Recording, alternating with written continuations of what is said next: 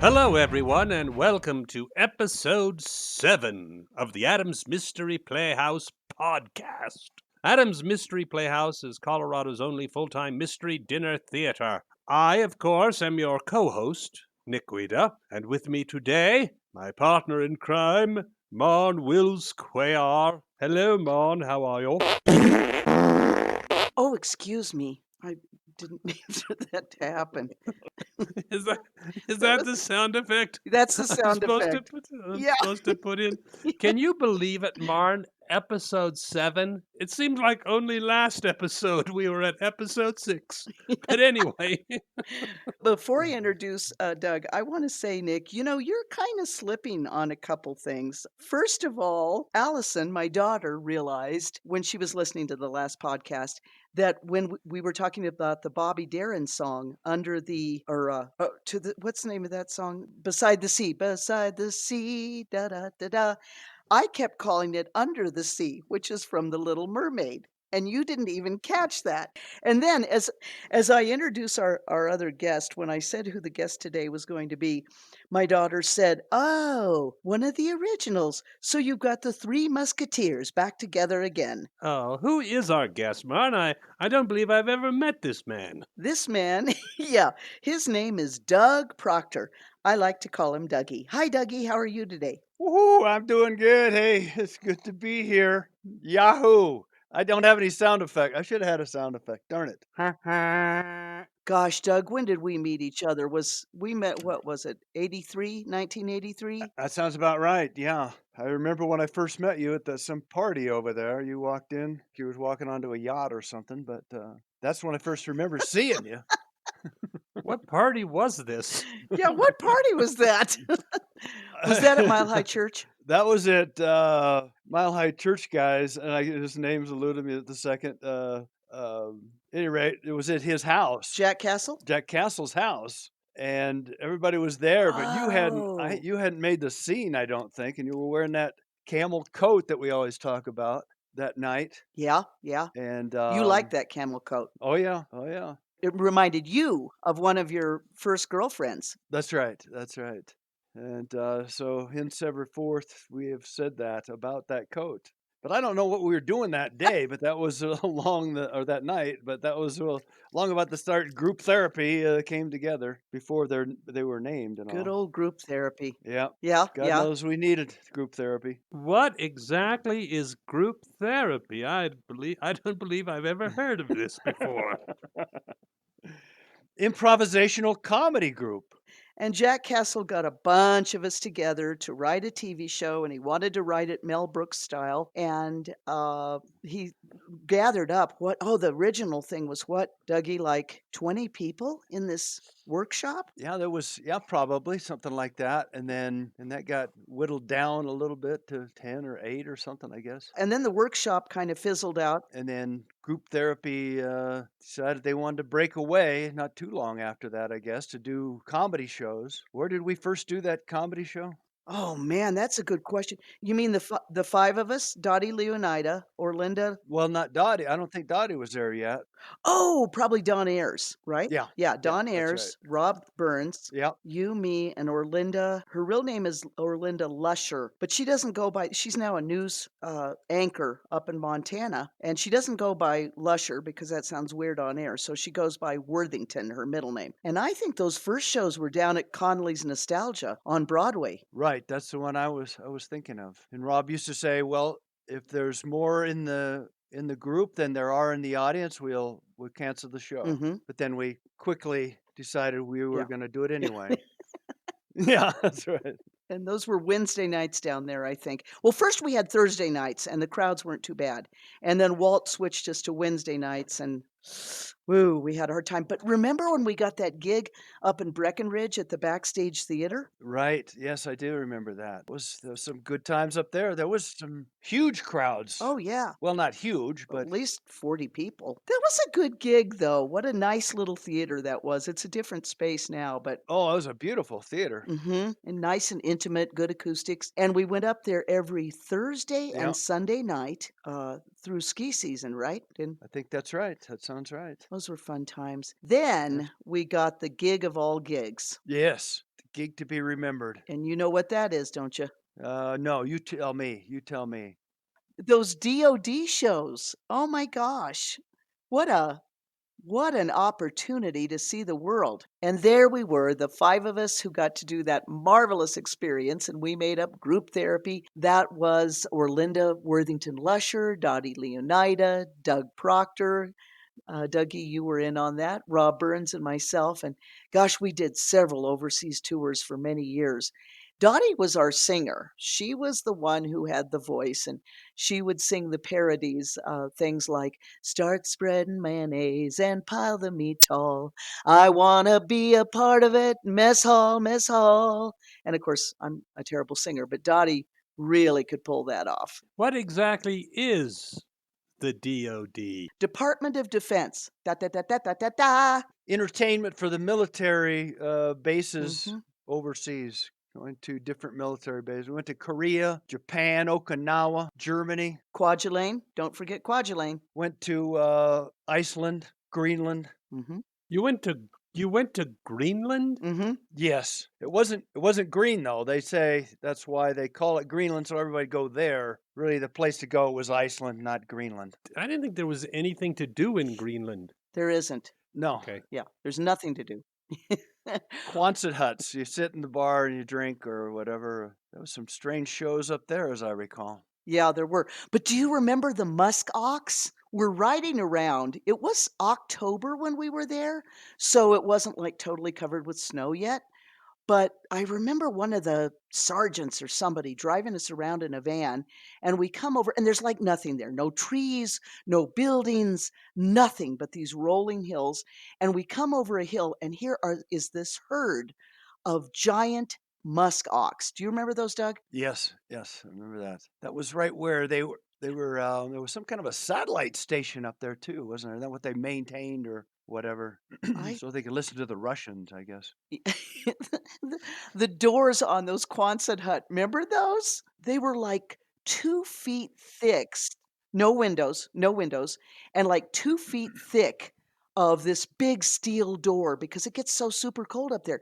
And boy, when they close that door, wah, and they bring it in. And remember all the Danish contractors and how drunk they got? Yeah, that's who we did our show for, and they spoke some different language, as I recall. Probably Danish. It was Danish. I think that's right. Good call, Nick. I knew we had done our job when one of them picked up a table and threw it across the room. Then I knew we had Inspired them. inspired them. Yeah. Do you remember the pool up there, Doug? I remember the pool, the Blue Lagoon in Iceland. Yeah, well, that's in Iceland. Iceland, but before we get to that, do you remember the pool in Greenland? Because it was so desolate and freezing cold, the military had taken the inside pool at the rec center and painted all that tropical mural so you could pretend that you weren't in a freezing, desolate place. I don't remember that. I'm going to be honest You with don't you. remember that? Oh, okay, that's all right. Tell us about the Blue Lagoon in Iceland. Well, the Blue Lagoon was a, hydrothermic, what do they call it, when there's the hot water underground, and it's a big lagoon is what it amounted to. It's a big pool where everybody would go and soak like in the hot tub and then get out and roll in the snow, which was cold, and I don't think I would do that again, but I did try that. But it was really nice. It was one of the highlights on those days of going there. Yeah, it was very nice. I'll never forget when we were in Germany. A guy was trying to sell a German guy was trying to sell a bicycle to a French guy. And we were walking around, we're on the street, we're just kind of touring around, and you stop to help this transaction of the bike thing. And of course you don't speak German and you don't speak French, right? That's right. That's right. And those guys didn't speak those languages either. And somehow, through gibberish, you negotiated that bike sale. Do you remember that? Yeah, yeah, I remember that. It was crazy. It was crazy. I mean, if they, I guess I fake it pretty good. I got a pretty good fake accent to some people anyway. But so yeah, I was just trying to say what he was saying without, known what I was saying or something. Does that make sense?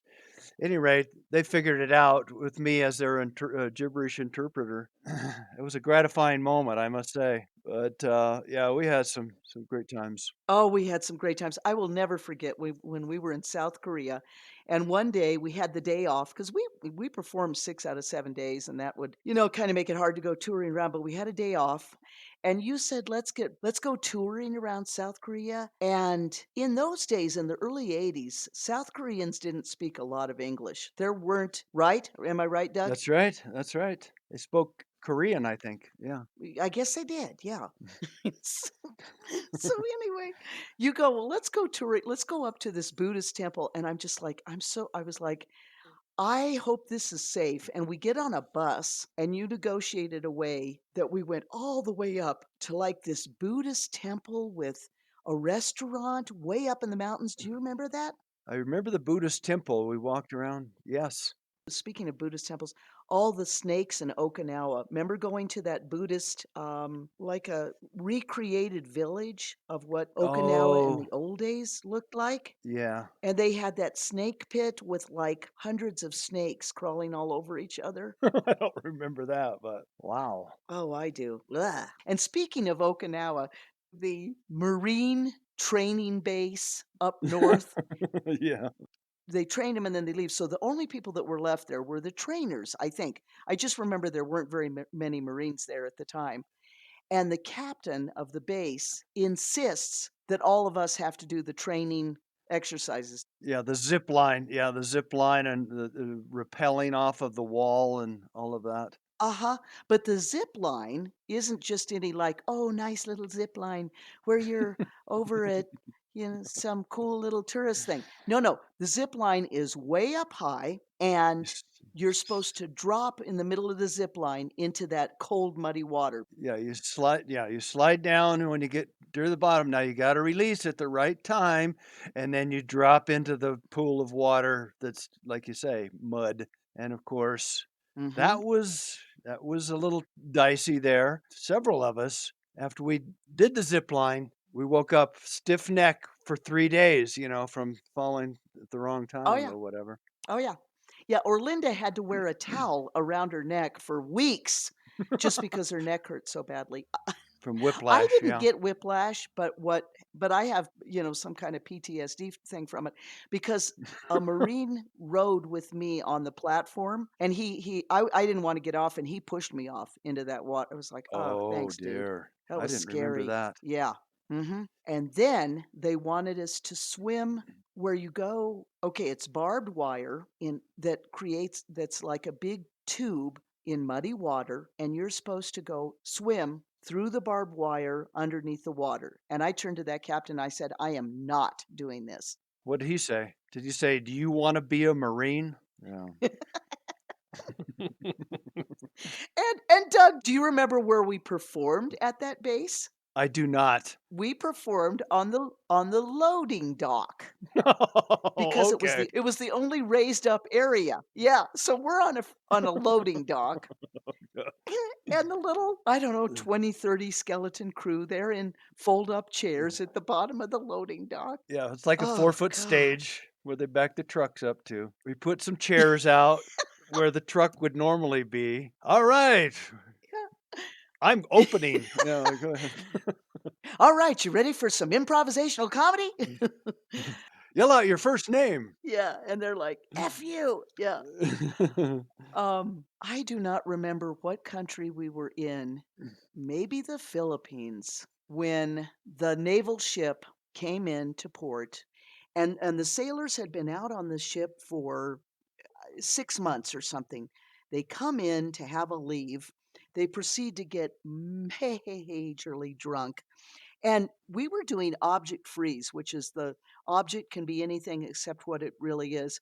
Well, they picked up this small trash can. So Orlinda puts it on her head as if it's upside down, as if it's like a helmet or something.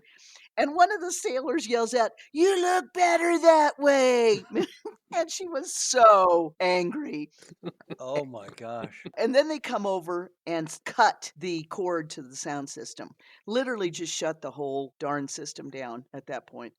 I'll tell you though, that South Korea, when you go up, and am I right, Doug? Go up to the border of South Korea and North Korea. Yeah, That's a DMZ. whole different world. Yeah, Mm-hmm. yeah, that's Demilitarized zone. that's really yeah, it's shocking to see it. It's like a reality you're not at all accustomed to. People don't seem happy there. I don't Mm-mm. know. And the propaganda, or at least in the early 80s, they had huge speakers, giant, tall, 20, 30, 40 feet high, that in Korean, because the North Koreans and the South Koreans speak the same language apparently, and they would say, our bus driver was translating, and 24 hours a day, they're projecting out this, come to North Korea, this is the land of plenty, but then the buildings that they have sitting there, these huge mansions, or it looks like it, they're all facades. They're Hollywood facades.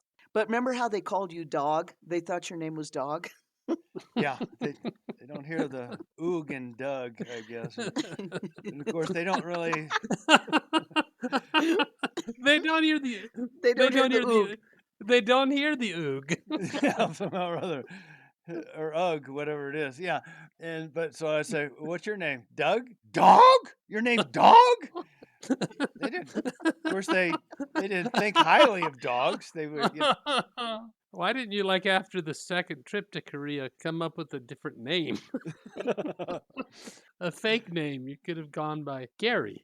I just avoided telling my name. I'd rather not say, is what I would say. I'd rather not. Up there at the DMZ, it's all special forces, big dudes, and mostly men in the early 80s. I don't remember a single woman up there, frankly, except for Wait a Orlinda. second. Let's clarify this. This was in the early '80s because you made it sound like those guys in the Men special in their force, early 80s. Yeah. men in their early '80s. Fairly young for you. I understand. Yeah. That's how special they are. Yeah. Uh, Oh my God. what Forces. did they call that place, Marn? What was this? What did they call that place? Well, they called it the speed bump. Is that what you're Yeah, talking about? that was what They I was called talking about. themselves Yeah, the speed bump, so talking that about. if North Korea invaded, they would just all their whole purpose was just to slow them down. Yeah. Yeah, that's what it was. But the memories, the places, going to Kwajalein and or maybe no, maybe it was Johnston Atoll, and I'll never forget when Rob Burns, he'd been a E1 or E2 in Vietnam, which is kind of the lowest of the low of the ranks. He was just a Yeah, his drafted private. soldier. Yeah, private. And remember, we went to that fancy dinner. The generals invited us to, because we were the entertainers. And Yes. so they Yes. invited us to a dinner. And then Rob turns to me and he goes, I can't believe this. I'm sitting next to an effing general and he's talking to me. I like the fact that Rob Burns didn't have any problem dropping an F bomb in front of the general. Yeah, that Good was old nice. Rob. Yeah. Oh gosh. Of course, most of our traveling, unfortunately, were 18-hour plane rides minimum in the back of a C-30. And folks, if you don't know what a C-30 is, those are cargo planes. They're gigantic, and it is no frills. You're not going to be getting a snack. You're not going to be getting a drink. You need earplugs. Yeah, oh yeah, you got to have earplugs. Yeah, because it's some of those flights were so long and those trips were so long. And I remember we were in the Philippines waiting, and when you're cargo, which is how they build us, when you're cargo, you may be stuck at an airport for 24 hours before you get on the next plane. And I'll never forget, you're out in the parking lot juggling, because there's like nothing to do. I remember that one time I think we were going to Greenland in a C-130, and we get to somewhere. Maybe you remember this, and they realized there was headwinds. We weren't gonna make it on the fuel we had, so we had to go back. We had to go into Canada somewhere to refuel. Oh man, made it even a longer trip. I think we went back to Nova Scotia Yeah, somehow. that's right. That's right. Yeah. And yeah, had to hang there. And thus ends that part of this episode with our adventures in improv and the DoD. But now let's move on to the mini mystery. Let's start with the solution to last episode's mystery, Murder in the Swamp. Why was Fordney so sure that Bob was the murderer? You see, it was stated that there were 3 sets of Bob's footprints on the path. Well, that told Fordney the story. Had Bob been at the house when his friend had been shot, as he said he was, there would have been 4 sets of his footprints. Ha ha! And now let's move on to this episode's mystery, No Way Out. Marn is the narrator, Doug will be playing Inspector Kelly, and I will be Professor Fordney. So here we go with No Way Out.